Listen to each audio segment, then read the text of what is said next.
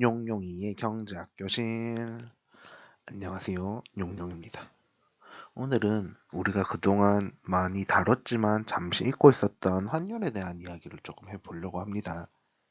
최근에 환율을 보니까 환율이 다시 1460원대로 올라와 있더라고요. 그래서 그 환율에 대한 이야기를 다시 한번 해볼까 합니다. 우선 오늘 환율이 1460원대로 다시 돌아와 있었고요.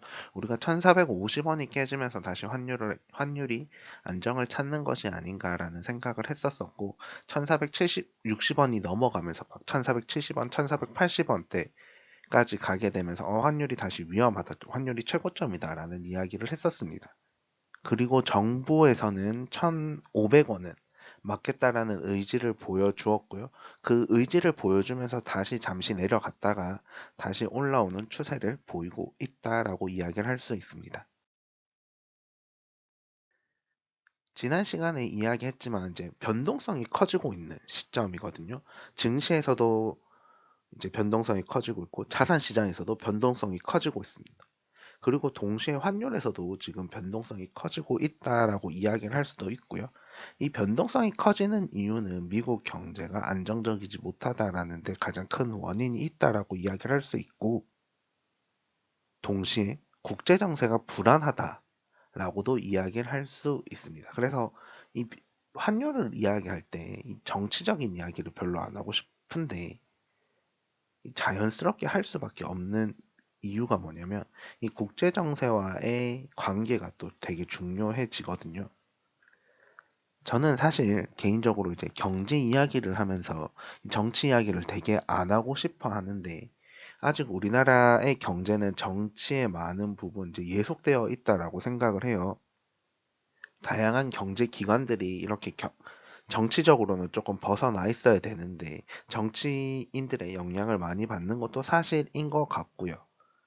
그런데 환율은 이와 조금 다르게 이제 국제 정세의 영향을 많이 받게 되다 보니까 자연스럽게 더 정치적인 이야기를 많이 할 수밖에 없다라고 생각을 하는데, 현재 지금 국제 정세가 되게 불안하다는 거, 미국 경제가 안정적이지 못하다는 점에서 환율이 변동성이 커지고 있는 거고요. 그 증시나 뭐 자산 시장도 비슷한 모습을 보이고 있다라고 이야기를 할 수 있습니다. 네이버에서 오늘 이제 환율을 검색했을 때 이제 1466원이 나왔고요. 이것은 이제 계속해서 변동할 거니까 정확히 얼마다라고 이야기하기는 조금 어려운 부분이 있습니다. 그런데 최근에 이제 환율 그래프를 보면 최근 3년치를 보게 되면 1272원부터 시작해서 1484원까지 이제 최저점과 최고점이 있고요. 장기적으로 봤을 때 우상향하는 그래프가 명확하게 보이고 있습니다. 그리고 우리가 환율을 이야기하면서 제일 많이 이야기하는 게 뭐냐면 이제 계엄이거든요. 계엄 이후에 환율이 많이 올랐다라고 이야기를 하는데, 사실 계엄 이후부터 그래프를 보면 이제 우상향하는 것은 맞지만은, 그렇다고 계엄이 되게 중요한 역할을 했는가라고 생각해 보면 그 이후에 다시 한번 떨어지는 점을 명확하게 보이거든요. 그런데 그 떨어지고 나서 이것을 안정 유지하지 못하고 다시 오르는 모습을 보이고 있습니다. 그리고 계엄 시기를 보고 나서도 보면 계엄이 있기 이전에 이미 많이 오르고 있는 상태다라는 것도 확인할 수 있고요. 하지만 계엄을 이야기할 수밖에 없는 건 그 전으로 해서 명확하게 눈에 띄게 이제 가파른 곡선을 보이고도 있거든요. 그런데 계엄이란 걸 생각해 보면 우리나라 국제 정세가 미치는 영향이 되게 클 거잖아요. 우리나라에 관심을 가진 사람들이 우리나라에 투자할 사람들이 우리나라에 투자를 하지 않게 될 결정적인 요인이 될 수 있다라고 생각을 하거든요. 그래서 매우 큰 요소라고도 생각합니다. 하지만 이게 계엄 이후에 한번 안정을 찾았잖아요.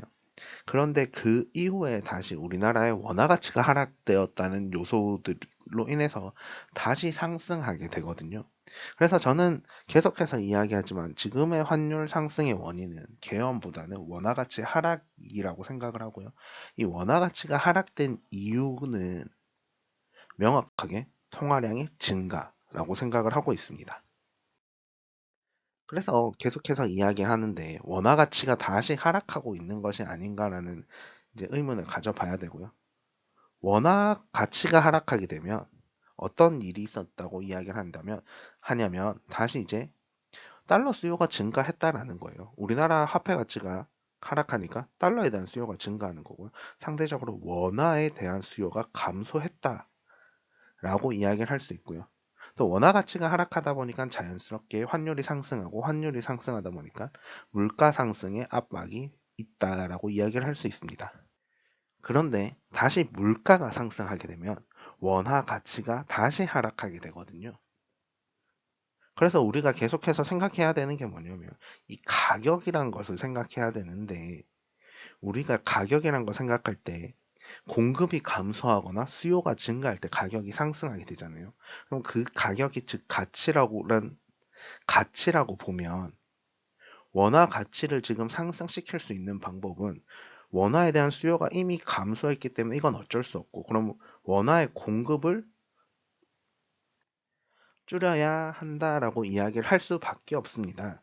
이게 우리가 원화의 수요를 증가시키기 위한 행동들은 이미 많이 했다라고 생각을 해요. 정부에서 지금 해외 투자를 줄이기 위한 노력들을 많이 하고 있잖아요. 해외 투자를 줄이면 당연히 그 투자한 돈들이 우리나라로 들어와야 될 거고, 우리나라로 들어오다 보면 자연스럽게 원화에 대한 수요가 증가할 건데, 이게 잠시 조정을 하다가 다시 오르는 모습을 보였다는 것은 이제는 원화의 공급을 줄여서 원화의 가치를 상승시킬 수밖에 없다라고 생각을 합니다. 그래서 결국에 지금 정부가 내놓은 대책들이 제대로 이행이 되고 있느냐라고 생각을 해보면 저는 이행되지 않고 있다라고 생각을 하거든요. 그 이유가 뭐냐면 원인을 정확하게 분석하지 않고 그 분석하지 않은 걸 가지고 잘못된 분석을 통해서 잘못된 원인을 고치는데 바쁘다라고 생각을 합니다. 결국 원인을 잘못 이야기하고 있고 그것을 고치는 미봉책에 불과하다라고 저는 생각을 하거든요. 우리가 그림을 그릴 때 되게 큰 그림을 그릴 때 어떻게 그림을 그려야 될지 구상부터 해야 되는데 그 구상부터 잘못되었다라는 생각을 하는 거죠. 우리가 되게 큰 그림을 그리면 그 전체적인 그림의 구상을 딱 하고 작은 작은 부분을 하나씩 그릴 거잖아요. 그런데 지금 작은 작은 부분에 되게 집중하면서 작은 작은 부분을 되게 잘 그렸다라고 만족하면서 이 전체 그림이 좋아질 것이다 라고 이야기하는 게 과연 옳을까라는 생각을 해보고요. 물론 혹자들은 그렇게 이야기를 하는 사람들이 있어요. 좋아하는 거 더하기 좋아하는 거 아니 좋은 거 더하기 좋은 거는 더 좋은 거 아닌가라고 생각을 할 수도 있는데요. 그거는 시너지의 효과가 있어야 되거든요. 그런데 지금은 그 시너지가 아니라 역시너지가 날 수 있는 우려가 있다라고 생각을 하고 있고요. 지금 정부가 해야 될 것은 저는 계속해서 이야기하고 있지만 이 원화 가치를 높이는 방안을 고민을 해야 됩니다. 이미 환율은 계속해서 높아지고 있고요. 우리가 환율이라는 것을 이야기하는 과정에서 어느샌가 이제 1450원이 기준점이 되어 가고 있어요. 그런데 예전에 비하면 이 1450원 자체가 아니 1400원을 넘어갔다는 것 자체가 매우 높은 환율이거든요. 그런데 이것을 이제 뉴노말이라고도 이야기를 하고 있고요. 우리가 여기에 적응해야 된다라는 이야기를 하면서 1,500원은 절대 넘지 않겠다라고 이야기를 하고 있는데 과연 안 넘을 수 있을까라고 생각을 해보면 그러기 되게 힘들다라고 저는 생각을 하고 있고요. 또 조만간 이제 설이라는 대목이 있잖아요. 그럴 때 이제 설이 되면 우리나라에서 또 돈을 많이 쓰는 시기거든요. 돈을 많이 쓰다 보면 다시 원화에 대한 수요가 증가하는 시점이기도 하지만 이게 또 이제 물가 상승의 시즌이기도 하거든요. 그럴 때 우리가 이제 이 설을 맞이해서 또 적절하게 대안을 내놓지 않으면 다시 한번 원화 가치가 또 크게 하락하는 위기가 올 수도 있다라고 생각을 합니다. 그래서 조금 더 정부가 원화 가치를 방어하는 데 초점을 맞춰야 된다라고 생각을 하고 있고요. 그 원화 가치의 하락이 저는 이 환율 문제에 있어서 진짜 원인이라고 생각을 하는데 이를 정확하게 인지하고 인정하고 거기에 대한 대책을 내야 되지 않을까라고 생각합니다. 질문 있으시면 댓글로 남겨주시고요. 구독과 좋아요는 필수입니다.